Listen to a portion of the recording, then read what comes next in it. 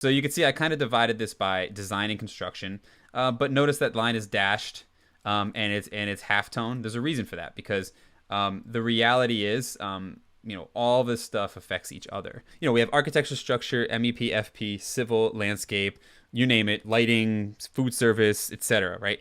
So all of those models are being combined into what we call the 3D design model. That just kind of that is the flow in the beginning of a job, right? It's all of these things are together.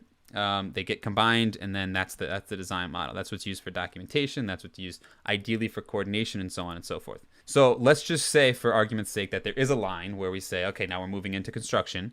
Turner is representing the CM on any job right now if there's a construction management team, right? And so we're the arbiters of that data. We take the design information from the design team, and what we do is we disperse it out and coordinate with the actual contractors for